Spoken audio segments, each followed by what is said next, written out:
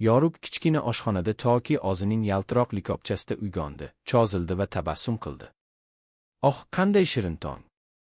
dedi u quvonch bilan. Quyosh uning shokolad bo'laklarida yaltirab turardi. Toki esa quvnoq kuy kuylab, sarguzashtga tayyor edi.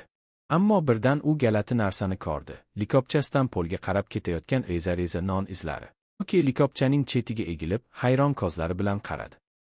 "Mening non bo'laklarim qayerga ketmoqda?" deb ozicha o'yladi.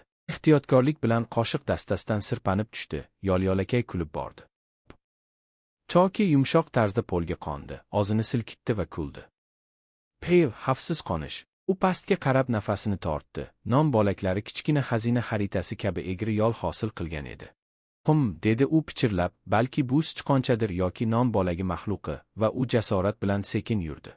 Ammo u shakar bankasining orqasiga qaraganda, kichkina chumolilar uning non bo'laklarini olib ketayotganini ko'rdi. "Hey, bu mening non bo'laklarim-ku", dedi Toki, qo'llarini ko'kragiga qo'yib, erkalik bilan lablarini burdi. Kichkina chumoli oldinga chiqdi va muloyimlik bilan dedi, "Kechirasiz, Miss Toki. Biz koloniyamiz uchun oziq-ovqat to'playapmiz." Toki ko'zini pirpiratdi, keyin mehr bilan jilmaydi. "Sizlar juda mehnatsevarsizlar. Balki men sizlarga yordam bera olarman." Chumolilar xursandchilik bilan qichqirib, uning atrofida raqsga tushdi. "Hurra! Toki bizning yangi yordamchimiz!" deb baqirishdi.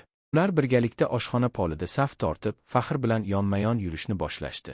Shakar bankasi to'glariga chiqishdi. Ular tonggi nurlarda kristal choqqilar kabi yaltirardi. Keyin ular yumshoq un bulutlari orasidan o'tishdi. Ular xuddi mayin qor bulutlariga o'xshardi. Toki aksirdi, acho. Un havoga uchib ketdi, chumolilar esa kulishdi. Ular qorong'u muzlatkich g'origa yetib kelishdi. Bu yerda soya raqsga tushar, havo esa salqin va sokin edi. Chumolilar sardori Pip o'zining yaltirab turgan non bo'lagi chirogini baland ko'tardi. "Meni kuzating", dedi u jasorat bilan. Nihoyat, ular devordagi kichkina teshikka yetishdi. Bu chumolilarning yoqimli uyi edi. Ichkarida Toki mevalar va barglar bilan bezatilgan tunnellarni ko'rdi. Chumolilar xursand bo'lib, "Uyga xush kelibsiz", deb qichqirishdi. Uning boshiga non bo'lagidan toj qo'ydi va dedi, "Siz bizning mehr-shafqat malikamisiz, Miss Toki." Chumolilar meva sharbatidan to'ldirilgan kosalarni ko'tardilar va kuylashdi. "Do'stlik va jamoaviy ish abadiy." Toki iliq tabassum qildi. "Eng kichkina do'stlar ham katta ishlarni birgalikda qilishlari mumkin", dedi u. Pip faxr bilan javob berdi. "Va eng katta Tokislar ham eng mehribon yurakka ega bo'lishi mumkin." Chumolilar qarsak chalib, qo'shiq aytishdi. Toki esa xayrlashib qo'l siltadi.